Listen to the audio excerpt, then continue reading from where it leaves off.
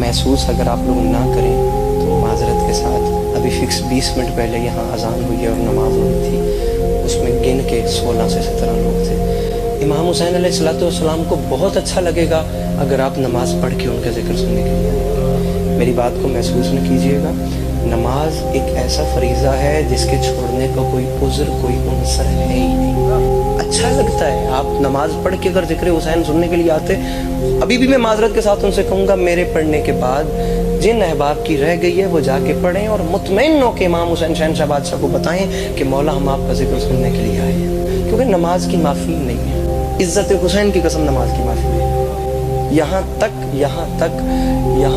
حکم ہے کہ اگر آپ میں نہیں ہمت، سکت تک نہیں ہے نا، آپ پلکوں کے اشارے سے لیٹے لیٹے بستر پہ پڑھیں، نماز چھوڑنے کی گنجائش نہیں۔ میرے اپنے اوپن کلاس کے دوست ہیں، جب کہیں گھوم پھر کے آ کر دائیں بائیں کبھی آ کر بیٹھنا ہو یا کسی ایسی پلیس پہ جہاں ریسٹ کرنا ہو، نماز جا رہی ہو یا نماز کا وقت آئے اور اگر مجھے یہ بات سننے کو ملے نا کہ یار میں تھکا ہوں، مجھ سے نماز نہیں پڑھنی ہو رہی، خدا کی قسم میرا پہلا جواب یہ ہوتا ہے کہ تم امام حسین سے زیادہ تھکا ہو۔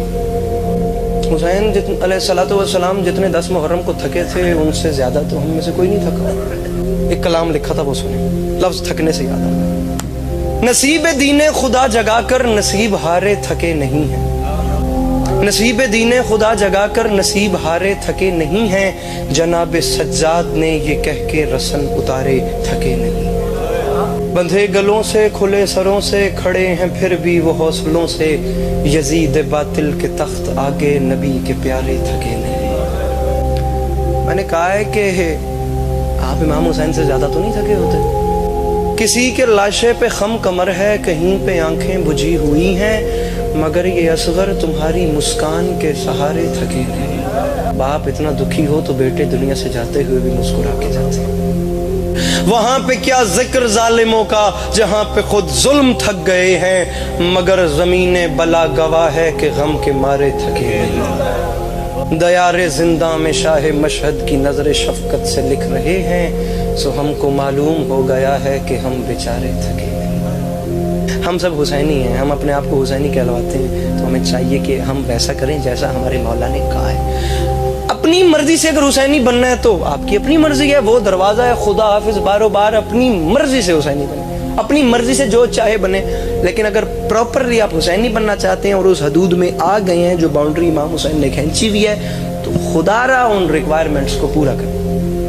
معذرت کے ساتھ میں ہر ممبر پہ بات کر رہا ہوں اور میں دوبارہ بات کر رہا ہوں، ناراض نہ ہوئیے گا، آپ لوگ بہت اچھے ہیں، لیکن امام حسین علیہ السلام کو بہت خوشی ہوگی اگر یہ ظہر کی اذان کے وقت یہ مسجد فل ہوتی۔ جتنے ماتمی یہاں خدا کی قسم بیٹھے ہیں نا، ابھی یہ باہر سارا پر ہونا ہے۔ یہ آپ دیکھیے گا، یہ عصر کی نماز کے بعد باہر مجمع اور سکرینوں کے سامنے آپ دیکھیے گا، سکرین کے سامنے کیا حالت ہوتی ہے، ماتمی بہت مجمع ہو جائے گا۔ لیکن جتنے یہ بیٹھے ہیں نا، یہ سب بھی اگر مسجد میں ہوتے تو مسجد فل ہوتی۔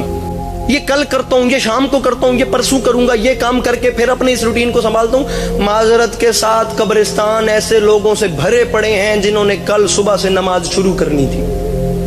ناراض نہ ہوئیے گا، یہ حقیقتیں ہیں۔ آپ کا پرسنل اوپینین چینج ہونے سے حقیقتیں تبدیل نہیں ہوتی ہیں، حقیقت رہتی ہے، چاہے کوئی اسے مانے چاہے کوئی اسے نہ مانے۔